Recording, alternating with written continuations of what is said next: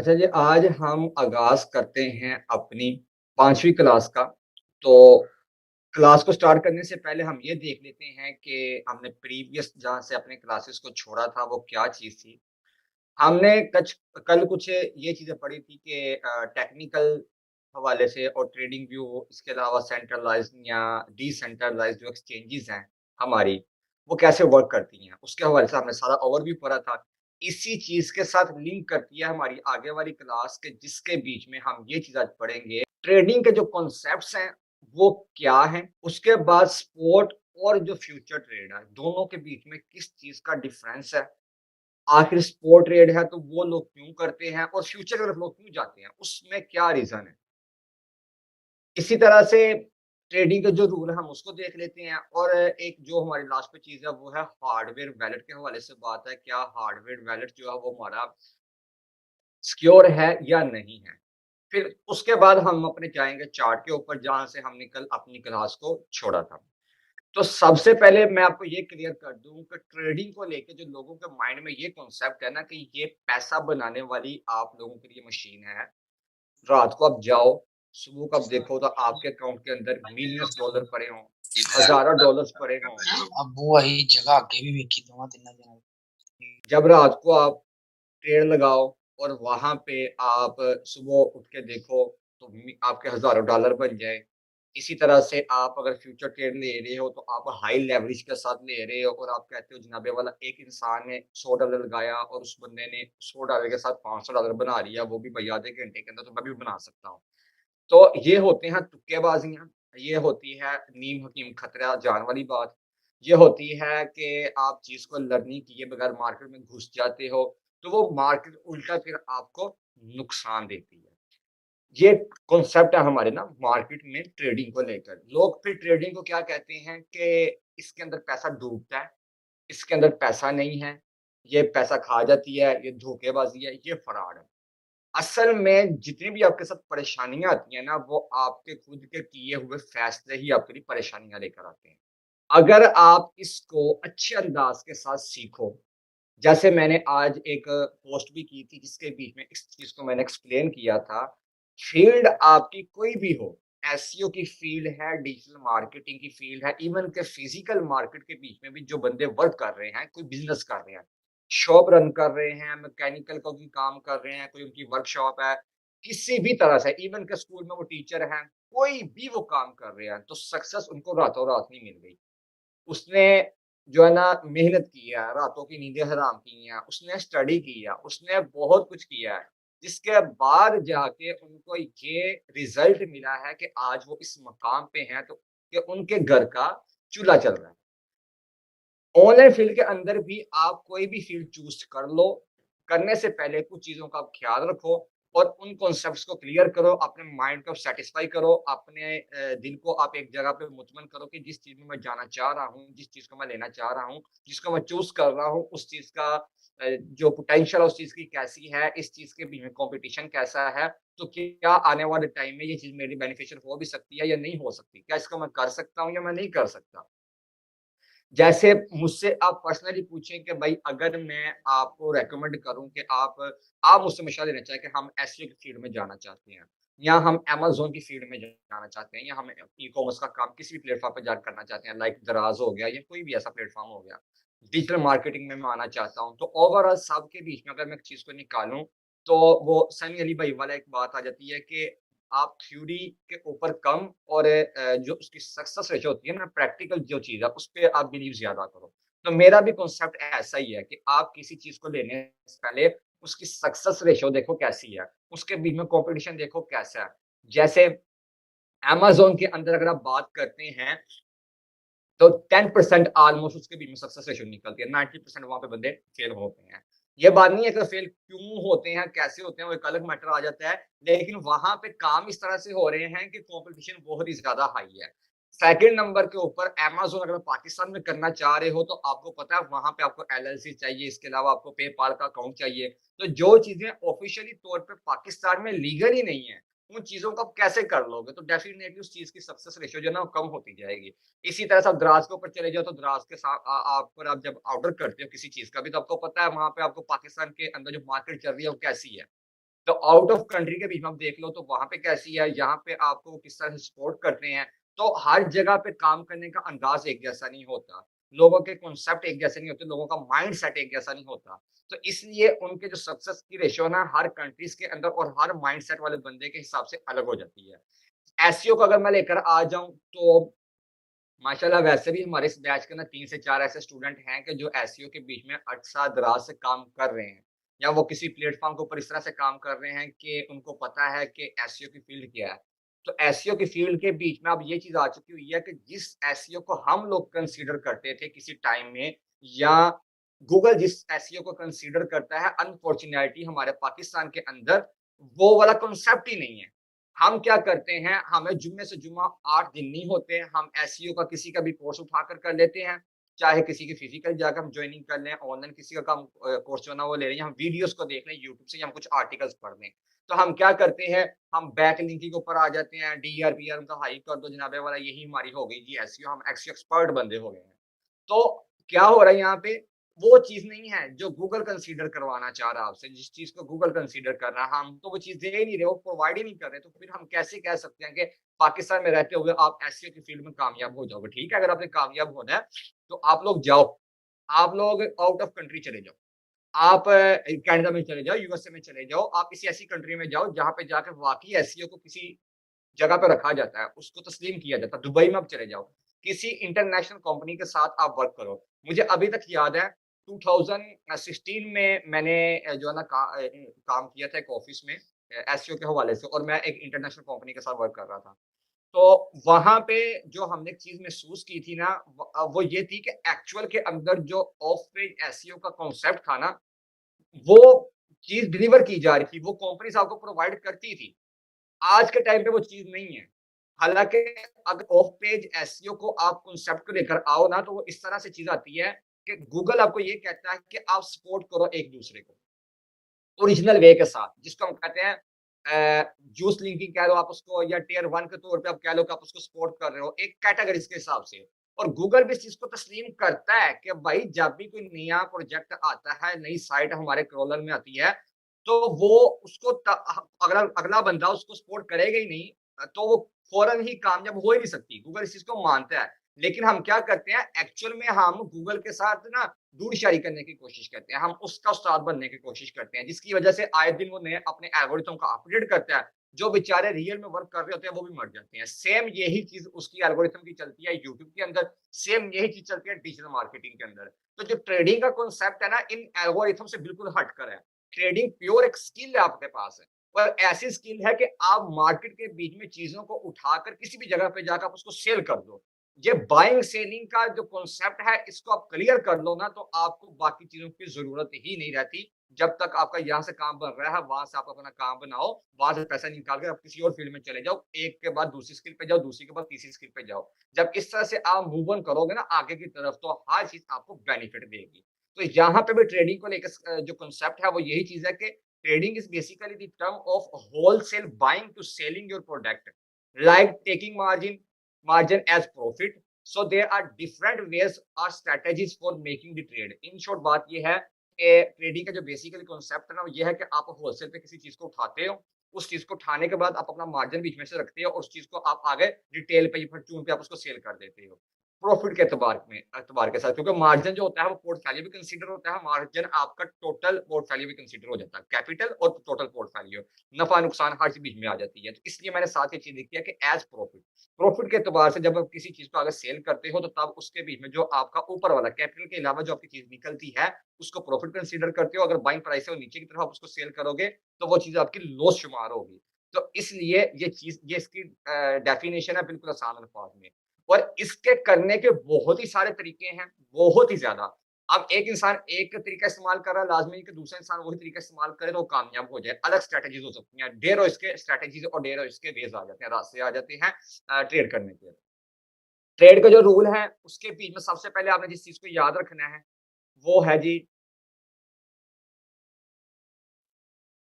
सबसे पहले आपने अपने माइंडसेट को क्लियर करना है कि आप अगर मार्केट में आना चाह रहे हो तो क्यों आना चाह रहे हो? किसी ने आपको मार्केट में धकेला, किसी का आपने देखा कि पोर्टफोलियो स्क्रीनशॉट देखा, हरे-हरे बागात देखे और आप लालच में आ गए, इस वजह से आप आ रहे हो या आप ट्रेडिंग को वाक़ई जेन्युइन तौर पे कुछ स्किल समझ के फिर आ रहे हो? अगर तो आप जेन्युइनली तौर पे इसको स्किल समझ के आ रहे हो और आपके बीच में उतनी सिक्कत भी है कि आप टाइम दे सकते हो और आप अपना पैसे भी बर्बाद कर सकते हो और अपना टाइम भी बर्बाद कर सकते हो, दोनों चीज़ें हैं। देखो, पैसा एक ऐसी चीज़ है, बर्बाद हो जाएगा, ज़ाया हो जाएगा, तो वो आप फिर से कमा लोगे। लेकिन जब टाइम ज़ाया हो जाएगा ना, वो टाइम आपका वापस नहीं आएगा। दोनों के बीच में इस चीज़ का फ़र्क है। लेकिन दोनों चीज़ें अगर आपको बर्बाद करने का शौक है और उसके साथ आपको ये शौक है कि मैंने इस स्किल को सीखना है, आप ढीठ बन जाते हो, ढीठ, तो फिर आप इस मार्केट में आओ। लेकिन ये चीज़ अगर समझ के आ रहे हो कि भाई मैंने स्क्रीनशॉट देखा था उसका वकार्ज़का का या मैंने किसी और का स्क्रीनशॉट देखा था या मैंने तैयब भाई का स्क्रीनशॉट देखा था, वो तो जनाब हमारा एक दिन के अंदर 5-5 हज़ार डॉलर बने हुए हैं, तो वो भी स्पॉट रेट के अंदर। तो हम भी जनाब इस फ़ील्ड में आते हैं और हम भी कमाएँगे। तो फिर आप ये भी चीज़ साथ में माइंडसेट अपना सेट रखो कि तैयब भाई को यहाँ पे आने के लिए 8 साल का टाइम लगा है। 8 साल का उसको अरसा लगा है, उसने चूने भी बहुत लगवाए हैं, उसने लाखों रुपए अपना ज़ाया भी किया है, उसने धक्के बहुत खाए हैं। तो साथ में अगर आप इन चीज़ों को लेकर चल सकते हो, तो फिर मोस्ट वेलकम आप आ जाओ, मैं आपको गले लगाकर आगे लेकर चलूँगा। मैं आपका हाथ पकड़ आपको आगे लेकर चलूँगा, तो ठीक है चलो आओ चलते हैं साथ। अगर आपके बीच में ये चीज़ है। सेकंड नंबर पे आप ऐसे किसी एक प्लेटफ़ॉर्म का वो करो, उसकी सिलेक्शन करो, उसको चूज़ करो कि जिसके बीच में आप ट्रेड लेना चाहते हो, आप एनालिसिस करने के लिए एक ऐसा टूल का आप इस्तेमाल करो। आप दाएँ-बाएँ आप ना जाओ क्योंकि इंटरफ़ेस किसी के चेंज होते हैं, आपको आपका जो कॉम्प्लेक्स में आप आ जाओगे, इसको इस्तेमाल मैंने कैसे करना है, इसको मैंने कैसे इस्तेमाल करना है। तो ये कहने का मकसद ये है कि सबसे पहले आप एक टेक्निकल वाली चीज़ में आओ। जैसे टेक्निकल एनालिसिस में आप आ रहे हो, तो टेक्निकल एनालिसिस से रिलेटेड चीज़ें आप पहले सीखो। सीखने के बाद आप फंडामेंटल की तरफ चले जाओ। फंडामेंटल को सीखने के बाद आप ऑन चेन एनालिसिस में चले जाओ। अगर तीनों चीज़ों को आप एक ही टाइम पे लेकर चलोगे, तो आप किसी एक में भी कामयाब नहीं हो सकोगे। इसके बाद उसी के साथ ही जो कांसेप्ट है, वो है किसी को फ़ॉलो करने के हवाले से। आपके वॉच लिस्ट में कम से कम एक टॉप पे आपका मेंटर होना चाहिए, कोई भी आपका हो क्योंकि लाज़मी नहीं है कि अगर मैं आपको समझा रहा हूँ, तो मेरा समझाने का अंदाज़ 20 बंदों को अच्छा लगता हो। किसी के समझ में चीज़ आती होगी, किसी की समझ में नहीं आती होगी क्योंकि हर इंसान का जो समझने का अंदाज़ है, जो उसका आईक्यू लेवल एक जैसा नहीं है। हो सकता है कि मेरा तरीक़ाकार जो किसी को ना पसंद आता हो, तो कुछ ऐसे लोग होते हैं कि उनके अल्फ़ाज़ जो होते हैं ना, वो फूल की मानद होते हैं। चाहे वो जैसा भी बोल रहे हों। घटिया से घटिया भी उनकी वीडियो हो, घटिया से घटिया भी उनका कंटेंट हो, लेकिन उनके अल्फ़ाज़ या उनके बोलने का अंदाज़ कुछ इस टाइप का होता है कि अगले बंदे को वो पसंद आ जाता है। तो इसलिए आप किसी ऐसे मेंटर का आप जो है ना उसकी सिलेक्शन करो कि जिसकी आपको समझ आती है और उसी को फ़ॉलो करो, लेकिन ब्लाइंडली फ़ॉलो नहीं करना, ये ज़हन में रखिएगा। थर्ड नंबर के ऊपर ये चीज़ आती है कि आप अपने कैपिटल के ऊपर जो आपका इनिशियल कैपिटल है, उसको लेने से पहले आप एट लीस्ट डेमो ट्रेड करो और 20 से 50 आप ट्रेडें लो उसके बीच में आप देखोगे आपकी विनिंग रेशियो कैसी निकल रही है। विनिंग रेशियो लेने के बाद आप उसको रियल मनी में कन्वर्ट कर दो और अपने कैपिटल के ऊपर जो आपका छोटा-सी अमाउंट है उसके ऊपर आप स्टार्टिंग करो। चौथे नंबर के ऊपर ये चीज़ है कि जब आपने कोई भी ट्रेड लेनी है तो उसकी रेशियो को आप सेट कर लो ट्रेड के हवाले से और प्रॉफिट जनरेटिंग के हवाले से। अब 1-1 का मतलब ये होता है कि आप अपने अकाउंट के ऊपर, आप अपने पोर्टफोलियो के ऊपर अपने मार्जिन को डिवाइड करके या किसी भी तरह से सिर्फ एक ट्रेड ले रहे हो। तो जब तक आपकी वो ट्रेड प्रॉफिट या लॉस में क्लोज़ नहीं होती, तब तक आप कोई भी ट्रेड आगे से नहीं लेते। 1-1 की रेशियो ये होती है। इसी तरह से 1-2 की रेशियो आ जाएगी कि आप अपने पोर्टफोलियो के ऊपर 2 ट्रेडें ले लेते हो। और उसमें आपके 2 ट्रेडें चलती हैं। जब तक वो क्लोज़ नहीं होती हैं, उनमें से एक क्लोज़ नहीं होती। जब एक क्लोज़ हो जाएगी तो 1-1 की रेशियो आ जाएगी और आप 1-1 1-2 की रेशियो से चलते हो। तो इस तरह से आप अपने अकाउंट के ऊपर, अपने पोर्टफोलियो के ऊपर 1-2, 1-1 और 1-3 की रेशियो से चलते हो। मैं जो प्रेफ़र करता हूँ मैक्सिमम आप अपने अकाउंट के ऊपर 1-3 की रेशियो तक लेकर उसको चलो अगर आपका अकाउंट $1000 से लेकर $10,000 के बीच में है। 1-3 बेस्ट है। $5000 तक भी अगर है तो 1-3 बेस्ट है, उससे ऊपर अगर आप 10,000 तक जाते हो तो 1-5 तक भी जा सकते हो। तो ये लेकिन ये डिपेंड करता है आपके एक्सपीरियंस के ऊपर, आपकी स्ट्रैटेजीज़ के ऊपर कि आप किस तरह से इसको लेकर चल रहे हो। इसी तरह से 1-3 जो होती है, वो होती है मैक्सिमम ऑन ट्रेड कि जब आपने प्रॉफिट अपना बुक करना होता है तो 5% आपके आपके पोर्टफोलियो के ऊपर, जिसको हम कहते हैं टीपीस का सेट करना। क्योंकि एक इंसान अगर किसी का सिग्नल फॉलो कर रहा है, दोनों बंदे सेम ही वो रख रहे हैं टारगेट रख रहे हैं। तो टारगेट रखने के बाद जिसका $100 का मार्जिन है, उसका पोर्टफोलियो अगर हम लेकर आएँगे 10% का, क्योंकि 100 के ऊपर अगर 10% का उसका प्रॉफिट लगाएँगे तो $10 का होगा। $1000 के ऊपर अगर हम 10% का प्रॉफिट निकाल कर उसको देखेंगे, तो वो $100 होगा। तो दोनों की परसेंटेज तो एक जैसी है। हाँ, 10-10% ही है। लेकिन उसके बीच में क्या चीज़ है कि भाई उसका $100 का पोर्टफोलियो है, इस बंदे का $1000 का पोर्टफोलियो है। तो दोनों के पोर्टफोलियो के ऊपर डिपेंड होकर उसकी परसेंटेज बाहर निकल के आई है। तो इसलिए book your profit 5% to 20% on your margin if you are a trader. अगर आपने वाक़ई जेन्युइन तौर पे ट्रेडिंग करनी है, तो आप ये चीज़ ना देखो कि आपका अकाउंट जो है ना वो $100 के साथ $100 बनेगा तो मैं क्लोज़ करूँगा। ऐसा नहीं होता, ये ट्रेडिंग रूल के खिलाफ है। ये ट्रेडिंग रूल के अगेंस्ट है। इस ऐसे आपने करना ही नहीं है। जहाँ पे आपके पोर्टफोलियो के ऊपर 5-10% का, 20% का प्रॉफिट बनता है, उसके बाद कोई चीज़ नहीं रह जाती। आप उसको उसको अकाउंट को आप उस ट्रेड को आप जो है ना क्लोज़ कर दो। क्यों? कि आपके पास और अपॉर्च्युनिटी आ जाएगी। भई आप ट्रेडर हो, आप इन्वेस्टर नहीं हो और ट्रेडर भी आप डे ट्रेडर हो या आप स्कैल्पर हो। और स्विंग ट्रेड तो आप हो और स्विंग ट्रेड करोगे हफ्ता, 10 दिन, 20 दिन, महीना, 2 महीने, 4 महीने तक भी आपकी ट्रेड चलती है। तो इसलिए आप उस चीज़ को वो करो डिवाइड करो। Margin mean portfolio.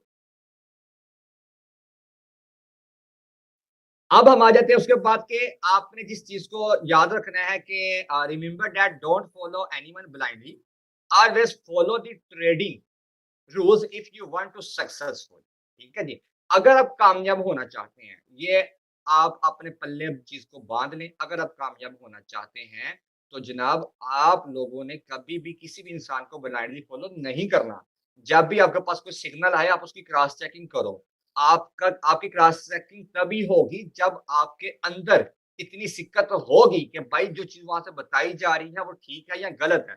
जैसे मैं हूँ, अगर मेरे सामने कोई भी अपने आप को गुरु समझने वाला बंदा आ जाता है ना, तो कोशिश यही होती है कि मैं इसको इग्नोर करूँ। अगर उसको फिर भी शौक होता है ना कि मैंने पंगाबाज़ी करनी है, इस तरह के पंगे लेने हैं, तो फिर मैं अपने हिसाब से उसको मैनेज कर लेता हूँ कि मैंने किस तरह से उसको मैनेज करना है। तो अगर आपको चीज़ों के हवाले से नॉलेज होगा, तो आपको ऑटोमैटिकली पता चल जाएगा कि सामने वाला बंदा जो अपने आप को ये कह रहा है कि मैं गुरु हूँ मार्केट का, क्या वाक़ई एक्चुअल के अंदर उसके पास कोई नॉलेज है या जस्ट वो चूना लगा रहा है। ठीक है? आपने इस हवाले से लाज़मी ये चीज़ को याद रखना है कि ब्लाइंडली आपने कभी किसी को भी फ़ॉलो नहीं करना। सिग्नल भी आपके पास आए, इवन कि बीटीएम की तरफ से आपको चार्ट शेयर हो, आपने उसको सबसे पहले क्रॉस चेकिंग के ऊपर लेकर आना है। उसके बाद डिफरेंट जो स्ट्रैटेजीज़ होती हैं, ट्रेड करने के हवाले से, जैसे कल हम चार्ट के बीच में पढ़ रहे थे, अभी हम वहाँ पे जाएँगे, जहाँ से हमने क्लास को छोड़ा था। कि जब भी आपने स्ट्रैटेजी को लेना होता है, ट्रेड लेनी होती है, तो डिफरेंट स्ट्रैटेजीज़ के ऊपर आप इम्प्लीमेंट करो। लाइक के चार्ट पैटर्न के ऊपर आप ट्रेड ले रहे हो। कल मैंने चार्ट के बीच में आपको एक लाइव चीज़ बताई थी कि आपने देखा होगा कि चार्ट तो बना हुआ था और रियल बना हुआ था और उस जगह पे वो पूरा कंसीडर भी किया जा रहा था। लेकिन मार्केट उसके अगेंस्ट चले गई। फैक्ट्स जो दूसरे थे उसके बीच में ऐड नहीं हुए, जस्ट चार्ट पैटर्न की बुनियाद के ऊपर वो ट्रेड जो है ना फेल हो गई। तो इसी तरह से चार्ट पैटर्न के ऊपर भी ट्राई करो, कैंडल्स के ऊपर भी ट्राई करो, इंडिकेटर्स के ऊपर भी ट्राई करो और उसका जो ब्रेक ऑफ स्ट्रक्चर है, चार्ट की जो बेस होती है, उसके ऊपर भी ट्राई करो, चेंज ऑफ चार्ट के ऊपर भी ट्राई करो। एमएफआई यानी कि जो वॉल्यूम का आउटफ्लो या इनफ्लो हो रहा है, आप उसके ऊपर भी ट्राई करो और इन चीज़ों का जब आप कॉम्बिनेशन करोगे, तो आपकी जो ट्रेड की रेशियो है, वो मज़ीद कदर बेहतर हो जाएगी। ये चीज़ें आपकी इस तरह से वो तस्वुर होती हैं। लास्ट के ऊपर लास्ट बट नॉट लीस्ट कि कभी भी अपने मेंटर के साथ, अपने टीचर के साथ खेलने की कोशिश मत करना, कभी भी, ये ज़हन में रखना। पापा पापा ही होता है, आप जितनी मर्ज़ी कोशिश कर लो, आप उसके साथ नहीं खेल सकते। जब कोई बंदा अपने उस्ताद के साथ खेलने की कोशिश कर देता है ना, तो आप यूँ समझिए कि वो इंसान जो है ना गुमराही की तरफ चला जाता है।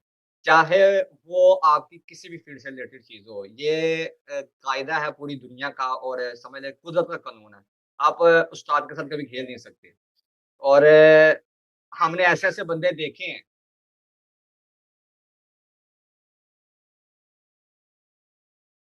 हमने ऐसे-ऐसे बंदे देखे हैं कि जो उस्तादों के साथ खेलने की कोशिश करते हैं ना, वो बंदे फिर कामयाब नहीं होते और ज़लालत और उनका जो है ना मुकद्दर बन जाती है, वो नुकसान में चले जाते हैं। तो ये ओवरऑल मैं आपको बात बता रहा हूँ कि कभी भी आप किसी भी फ़ील्ड में हो, चाहे आप स्कूल के अंदर हो इवन कि मुझे अभी तक याद है कि मैं आज भी अगर जाता हूँ ना, मतलब कि अपने जामिया में चला जाता हूँ, जिन उस्तादों से पढ़ा हुआ है, तो आज तक मुझे याद है कि वो भी हमें उस वक़्त में कहते थे कि 3 चीज़ों की हमेशा कदर करो कि अगर आप कामयाब होना चाहते हो।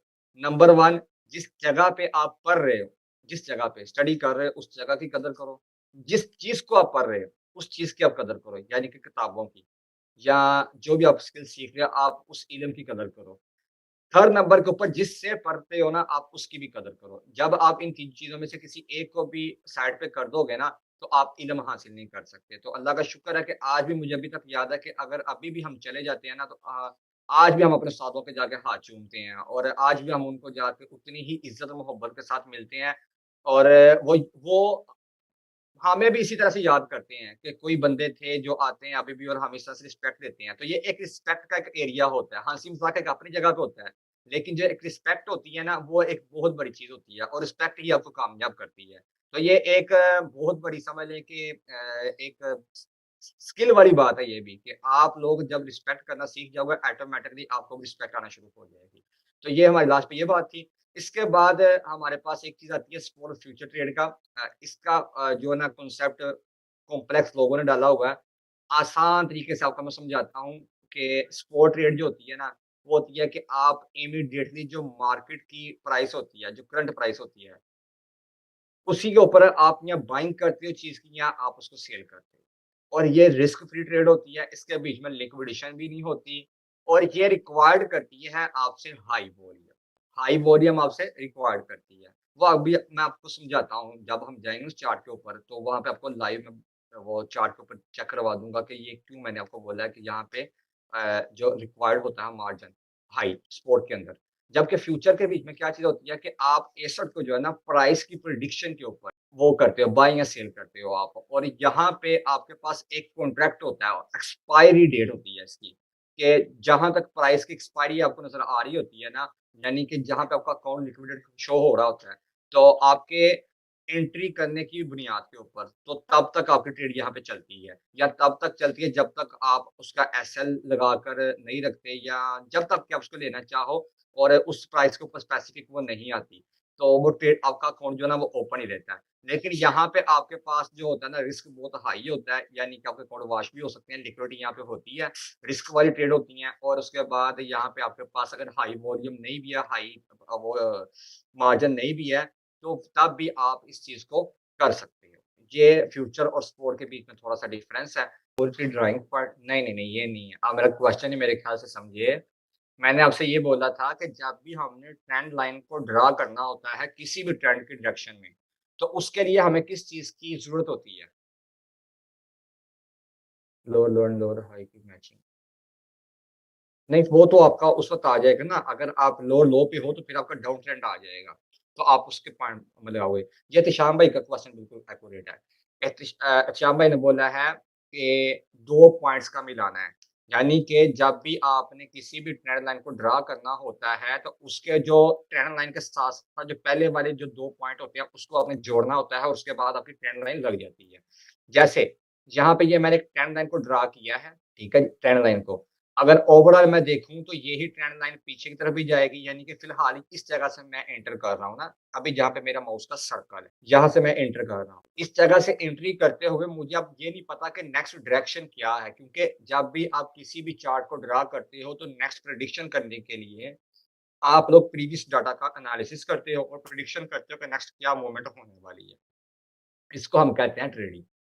टेक्निकल एनालिसिस हम इसको कहते हैं। तो अब यहाँ पे अगर ये वाली ट्रेंड लाइन को मैं खत्म कर देता हूँ फिलहाल, तो सबसे पहले मैं क्या करूँगा, मैं देखूँगा कि मेरे पास 1 डे के अंदर क्या सीन चल रहा है, चार्ट में ना। ये रही, ये मैं 1 डे के अंदर आ गया, 1 डे का चार्ट लाकर मैंने यहाँ पे इसको बाय डिफ़ॉल्ट कर दिया, रीसेट चार्ट कर दिया, तो ये अपनी जगह पे ठहर जाएगा। अब यहाँ पे ऑलमोस्ट जो ट्रेंड मेरे पास नीचे डाउन चल रहा है, वो तकरीबन कौन-सी डेट पे नीचे आया है?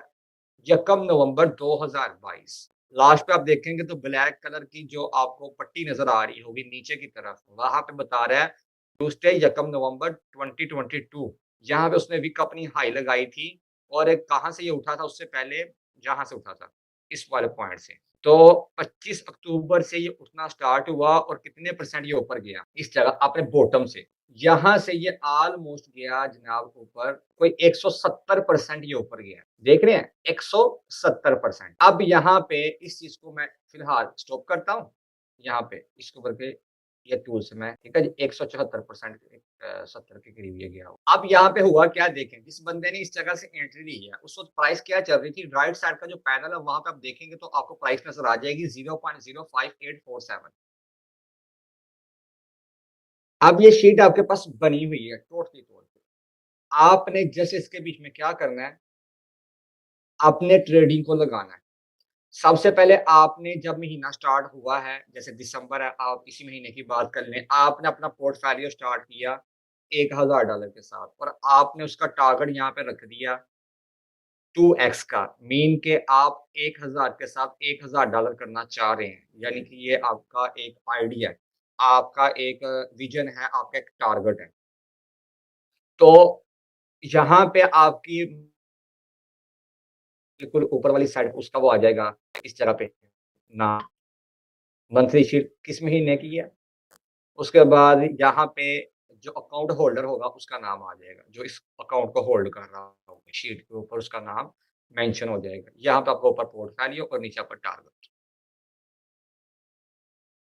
लाइक यहाँ पे अकाउंट होल्डर मैं यहाँ पे नाम लिख देता हूँ तो ये,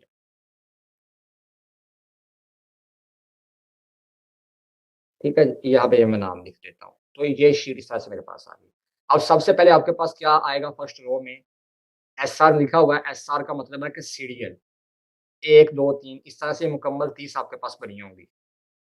अब ये जो 30 बनी हुई है ना, इसका मतलब ये है कि आप अगर रोज़ाना 1 ट्रेड ले रहे हो और रोज़ाना ही आप उसको क्लोज़ कर रहे हो, तो इस तरह से आपके पास ये ट्रेडें आ जाएँगी। इसी तरह से अगर आप 1 दिन के अंदर 5 ट्रेड ले रहे हो, तब भी आप 1 बाय 1 करके उन प्रोजेक्ट्स को आप लिखते जाओगे, आपकी डेटें और एग्ज़िट आपका लगता जाएगा।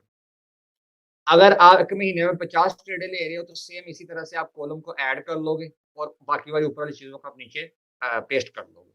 अगर आप ज़्यादा ट्रेड ले रहे हो। अदरवाइज़ ऐसा होता नहीं है, बहुत कम चांसेज़ ऐसे होते हैं कि आप 1 महीने में इतनी ज़्यादा ट्रेडें आप ले लो। अब एक्चुअल के अंदर आपने चीज़ को समझना है कॉन्सेप्ट को। सबसे पहले मैं आपको ये बता देता हूँ कि ये शीट वर्किंग कैसे करती है, उसके बाद कॉन्सेप्ट आपको मैं समझा देता हूँ कि आपका एक्चुअल के अंदर टारगेट कहाँ पे होता है। यहाँ पे ऊपर सबसे पहले नंबर 1 आप जब ट्रेड लेने लगे हो, तो आप डोज में आप एंट्री करने लगे हो, उसका नाम आएगा उस प्रोजेक्ट का। आप उसमें इन्वेस्टमेंट करने लगे हो $1000 की, $500 की, जितने भी आप करना चाह रहे हो। जैसे मैंने अभी आपको स्टार्टिंग क्लास में एक चीज़ समझाई थी कि 1-1 की रेशियो रखो, 1-2 की रखो अपने पोर्टफोलियो के अकॉर्डिंगली। अगर $1000 का मार्जिन आपके पास हो, कम से कम आप उसको 2 हिस्सों में डिवाइड कर दो, तो 500-500 के साथ आप ट्रेड कर लो। $500 आपके पास होना चाहिए ट्रेड करने के लिए, अगर आप डे ट्रेडर हो। इसी तरह से आप उसमें स्कैल्पिंग करना चाह रहे हो, तो आप $1000 को लगा लो। स्कैल्पिंग का मकसद ये है कि आप फ़ौरन जाते हो, फ़ौरन आप बाहर निकल के आ जाते हो, जहाँ से आपको थोड़ा बहुत प्रॉफ़िट मिलता है। अब अगर यहाँ पे $500 की मैं इन्वेस्टमेंट करता हूँ, जस्ट मैंने यहाँ पे $500 को लगाकर नेक्स्ट कर देना, तो आप एंट्री पॉइंट पे चले जाओगे। अब जब मैं एंट्री पॉइंट पे जाऊँगा, तो जाके आप देखें कि जब हम यहाँ पे देखने लगे थे प्राइस को, तो क्या थी एंट्री वाली जगह पे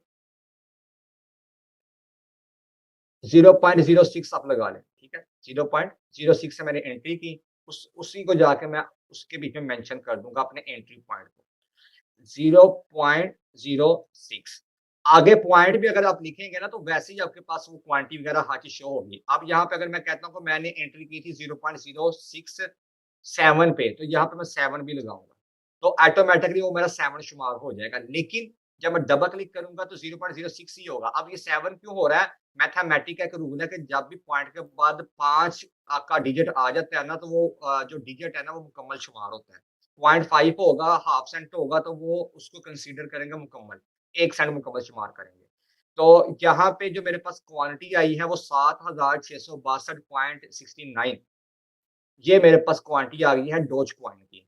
अब यहाँ पे अगर इसको मैं सेल आउट पे लगा देता हूँ, तो ऑल टाइम हाई इसका कितना गया था उसको हम चेक कर लेते हैं जाके। तो समथिंग यहाँ पे है जी 1588 के ऊपर गया है। तो यहाँ पे मैं इसको लगा देता हूँ 15.1550 पे मैं लगा देता हूँ, ठीक है? यहाँ पे, तो यहाँ पे आप देखेंगे 16 कंसीडर होगा, 16 आ गया। तो अब यहाँ पे आप देखें कि आपकी $500 की इन्वेस्टमेंट के ऊपर $500 की इन्वेस्टमेंट के ऊपर आपको प्रॉफिट कितना निकल के आया है? उसका 131% 131% आपको प्रॉफिट निकल के आया है। किसका? आपकी टोटल इन्वेस्टमेंट का। एंट्री पॉइंट यहाँ पे था, क्वांटिटी अब कितनी आई है, एग्जिट पॉइंट आपका यहाँ पे था और यहाँ पे आपने डेट डाल दी कि मैंने यहाँ पे 11 को एंट्री की और 11 को मैं यहाँ पे एग्जिट हो गया, या आप 5 को गए, जब भी आप गए तो आप उसकी एग्जिट डाल देते हो। ये आपकी मुकम्मल तौर पे ट्रेड क्लोज़ होगी। ठीक है जी, ये इस तरह से वर्किंग करती है। सेम इसी तरह से अगर यहाँ पे आपका जो पोर्टफोलियो है, यहाँ पे नेट प्रॉफिट जो है या आपकी जो प्रॉफिट की रेशियो है, वो अगर एट लीस्ट आपका पोर्टफोलियो 50-60% माइनस में जाए, तो फिर जाके आप उसके बीच में डीसीए करो, यानी कि आप नई एंट्री लगाओ, ताकि आपकी जो एवरेज है ना, वो सेट हो जाए। जिसकी एग्ज़ाम्पल यहाँ पे आपको मैं ये देता हूँ कि इथेरियम है, इथेरियम के बीच में जब मैंने इन्वेस्टमेंट की, तो $1300 की मैंने इन्वेस्टमेंट की, ठीक है जी? और उसकी जो प्राइस थी, वो 1300 पे थी, ठीक है जी? ऐसे। तो मेरे पास कितनी क्वांटिटी आ गई? एक ही क्वांटिटी मेरे पास इथेरियम की आई और एग्ज़िट पॉइंट में जब मैं गया तो उसकी करंट प्राइस उसकी चल रही है $800 पे। तो यहाँ पे आप देखें मार्जिन मेरा कितना बन गया $800 का और नेट प्रॉफिट या नेट लॉस के अंदर $500 मेरा माइनस में आ गया और 38% अब ये मेरी ट्रेड माइनस में चल रही है। लेकिन यहाँ पे मैं ये देखूँगा कि यार अगर तो मेरे पास बैकअप पे इतना मार्जिन पड़ा हुआ है कि यहाँ पे मैं डीसीए करने के लिए नई एंट्री लगाता हूँ तो मार्केट बाद में ऊपर भी आ जाएगी। ये नहीं कि पीछे वाला मेरा जो पैसा है वो स्टक हो जाएगा। तो इसलिए मैं जो कंसीडर करता हूँ ना डीसीए को करने के लिए रूल को जो मैं समझता हूँ, वो ये चीज़ है कि 50-60% अगर वो डाउन में जाती है, तब जाके आप उसमें एंट्री लगा लो। अब अगर इसकी मैं प्राइस को और नीचे कर देता हूँ $500 के ऊपर, तो अब यहाँ पे आप जाके देखें कि 62% के अराउंड ये आपकी माइनस में चली गई है। अब यहाँ पे है वो पॉइंट, इस जगह पे तो आपने 11 तारीख को आपने एंट्री कर ली, सपोज़ कर रहे हैं आप इस चीज़ को, कि 11 को आपने एंट्री की। अब यहाँ पे आप 4 दिन रहे, 5 दिन रहे, जब आपकी ट्रेड माइनस में चलेगी, वो आप ऊपर उसको प्रॉफिट में नहीं बुक कर सके, वो नीचे जाती जा रही है, तो अब यहाँ पे आप लिख दो डीसीए, ठीक है? अब जब डीसीए करोगे तो यहाँ जिस दिन आपने डीसीए करना है, नई एंट्री लगानी है, तो आपने उसी दिन की ही एंट्री शुमार करनी है, प्रीवियस आपकी एंट्री खत्म हो जाएगी। अब नई आप एंट्री किस तरह से लगा रहे हो? आप कहते हो भाई मेरे पास $700 और पड़ा हुआ है, ठीक है जी? उसको मैं बीच में इन्वेस्टमेंट करना चाह रहा हूँ। तो आप क्या करोगे? सबसे पहले आप कैलकुलेटर में आओगे। अब यहाँ पे $700 को आप डिवाइड कर दोगे उसकी करंट प्राइस पे जो अभी चल रही है। अगर अभी आपको मिलता है वो जनाब $500 के ऊपर, जैसे यहाँ पे हमने देखा कहाँ पे इसकी प्राइस चल रही थी? $500 के ऊपर इसकी प्राइस चल रही है। अब इसको आप डिवाइड कर देते हो 500 पे अपनी इन्वेस्टमेंट को, तो अब आपके पास कितने कॉइन आ गए? 1.4। तो इस तरह यहाँ पे क्या हो गया, $2000 की आपकी इन्वेस्टमेंट हो गई और यहाँ पे क्वांटिटी आपकी जो आएगी, वो आएगी 1.14 पहले थी यहाँ पे 1.40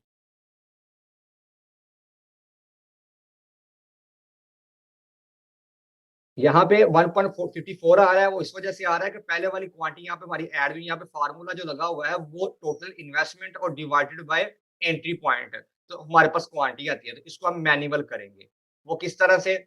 वो ऐसे हो जाएगी, 2000 को हम डिवाइड कर देंगे 2.40 पे, एक पहला हमारे पास पड़ा हुआ था और 1.40 हमारे पास बाद में आया, इस तरह से।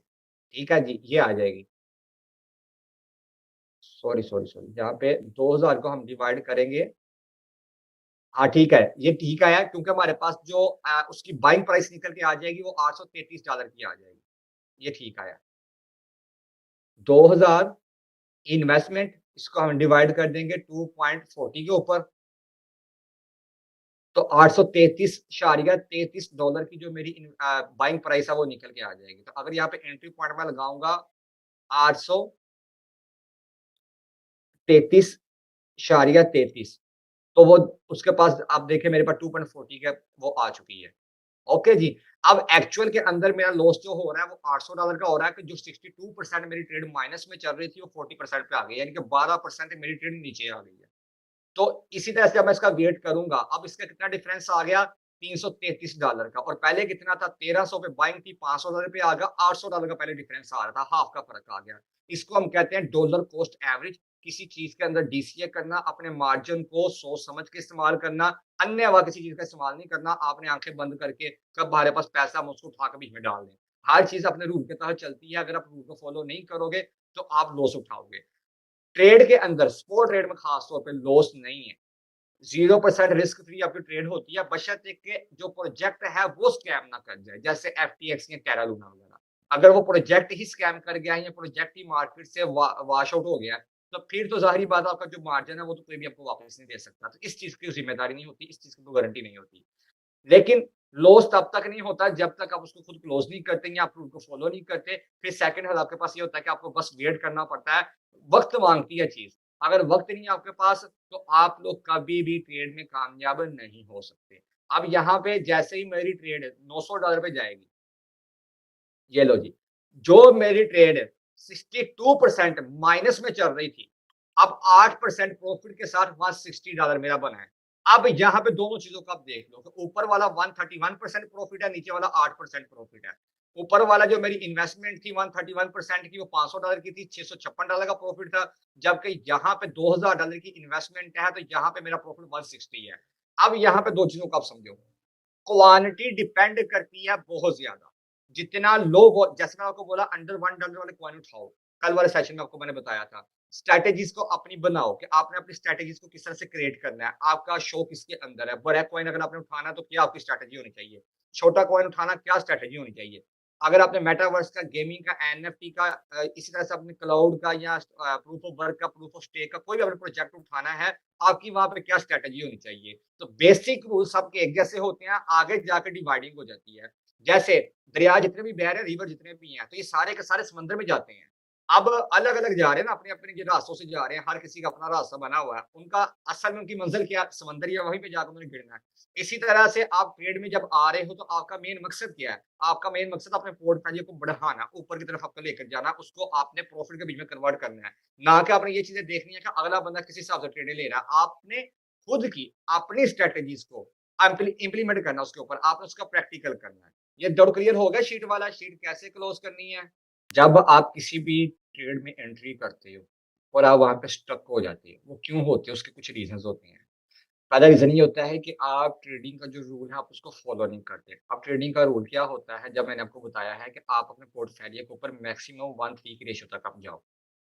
यही आपको मैंने रूल बताया ना कि 1-3 तक आप चले जाओ। अब 1-3 का मतलब क्या होगा?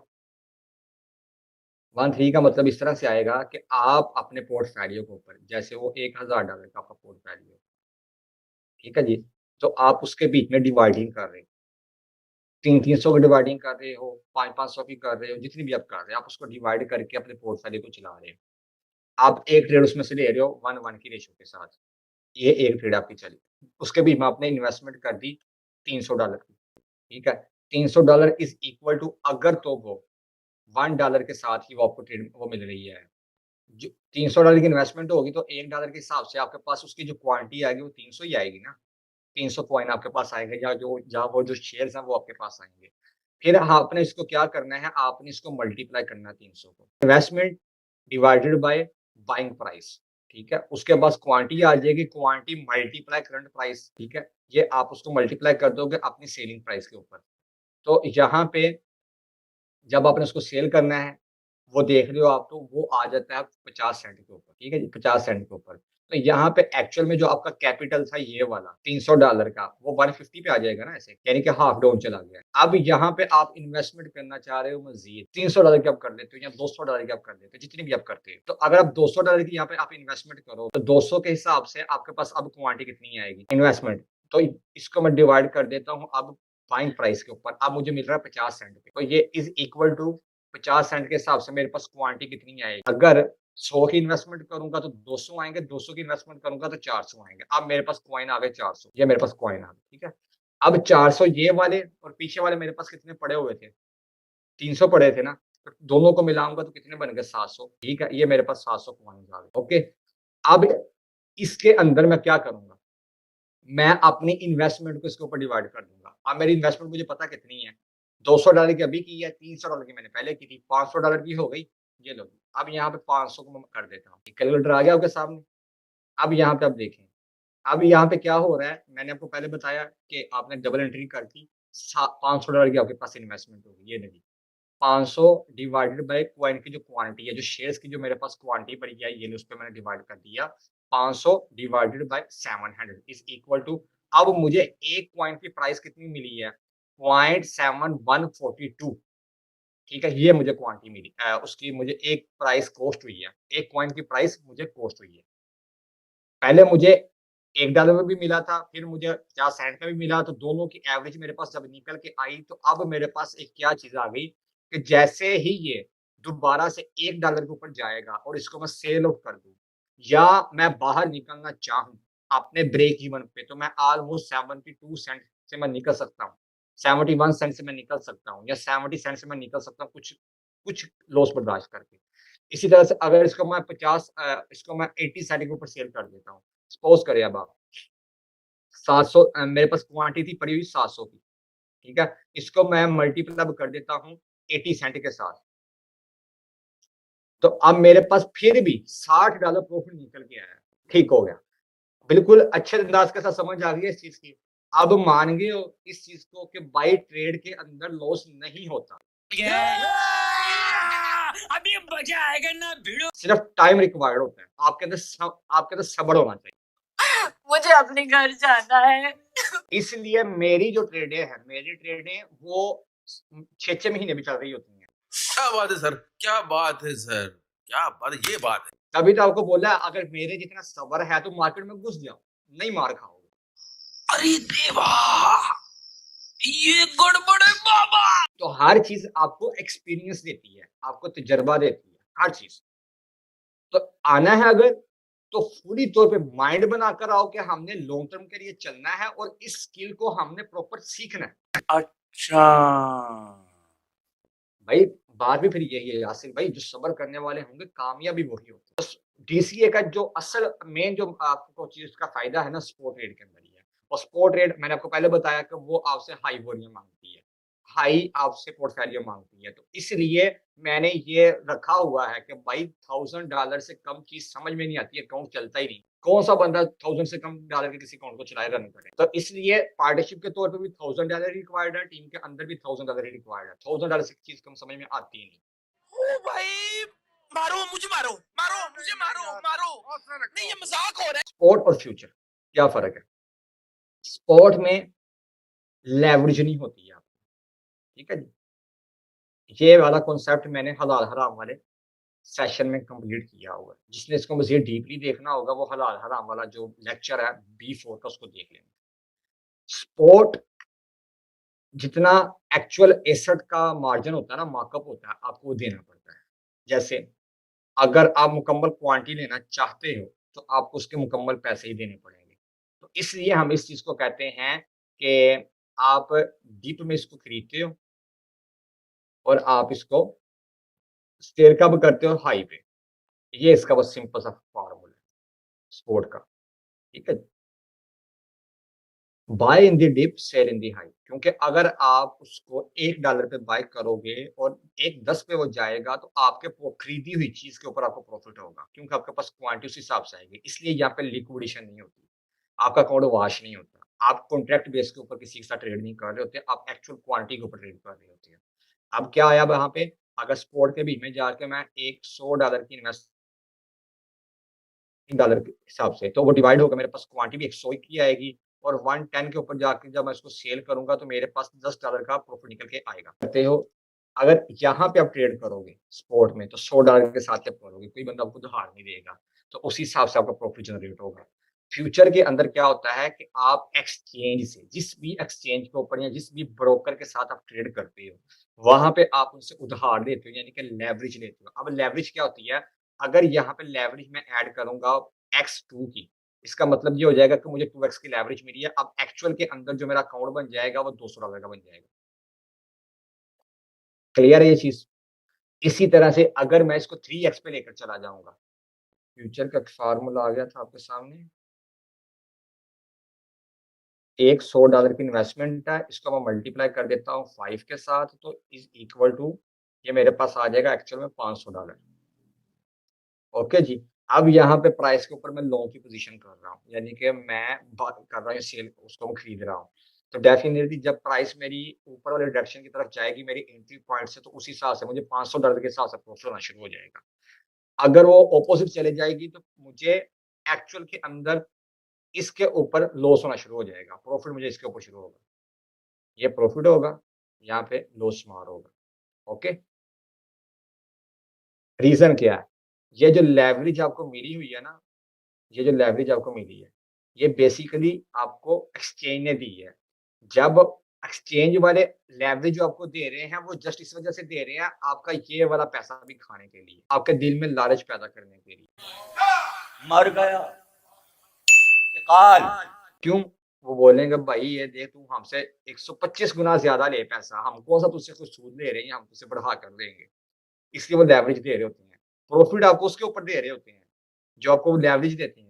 लॉस आपको किसके ऊपर दे रहे होते हैं, वो आपको उस पे दे रहे होते हैं जो आपका एक्चुअल के अंदर ये वाला मार्जिन पड़ा हुआ है। अब माइंड में ये क्वेश्चन आ रहा होगा कि अगर प्रॉफिट वो आपको उधर से दे रहे हैं और लॉस वो आपके अकाउंट से कट कर रहे हैं, तो उनको किधर से बेनिफिट हो रहा है? भाई एक्चुअल के अंदर लॉस प्रॉफिट जो चल रहा होता है ना, जो लॉस या प्रॉफिट है, वो आप और हम कर रहे हैं आपस के अंदर डिसाइड।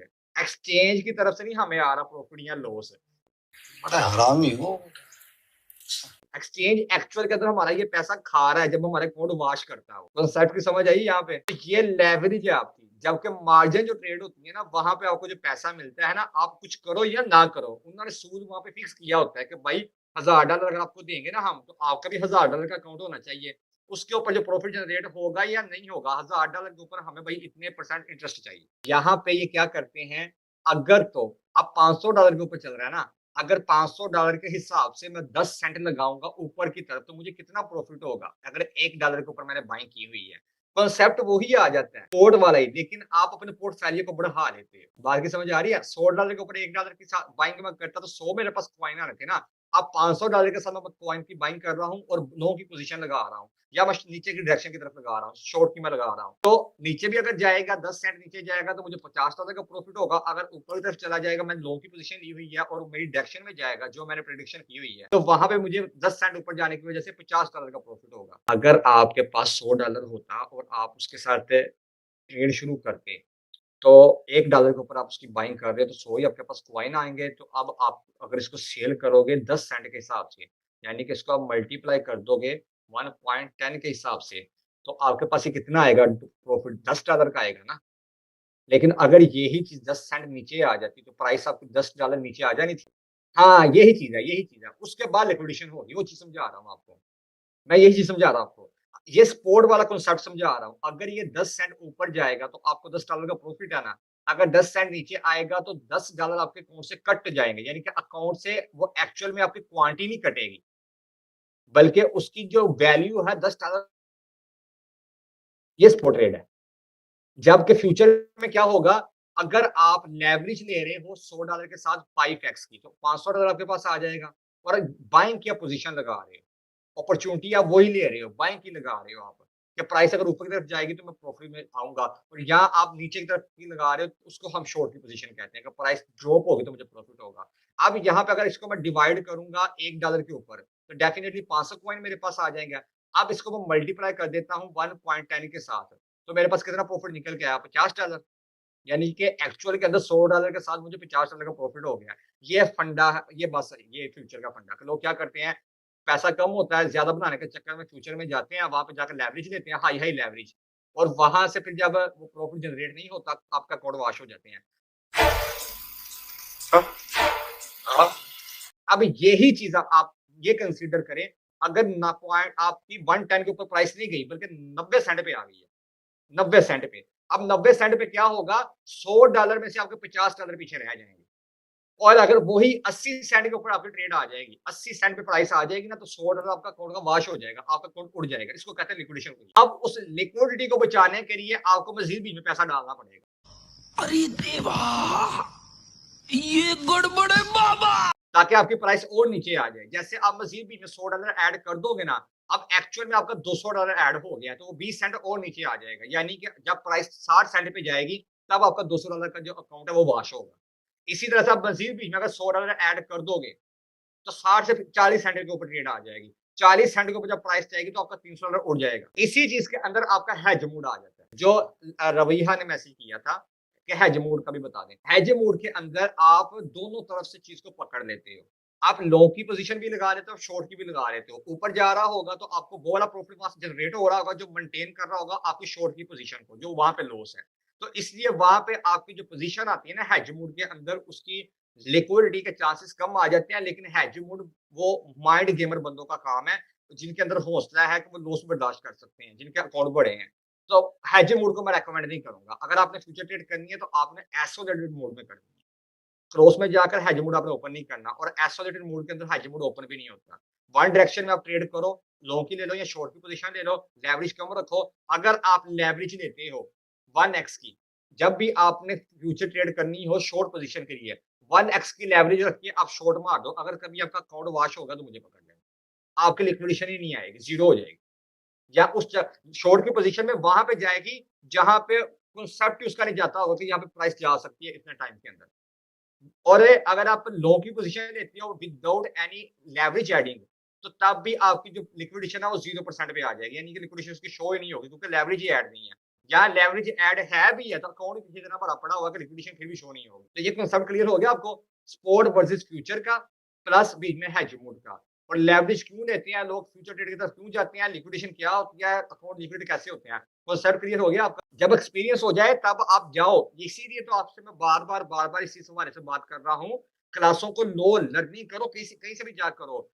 फ्यूचर में आप जाने से पहले स्पोर्ट में ट्रेड करो। आप क्रिप्टो की मार्केट में रहते हो क्योंकि स्पोर्ट्स ट्रेड सिर्फ और सिर्फ क्रिप्टो की मार्केट में है।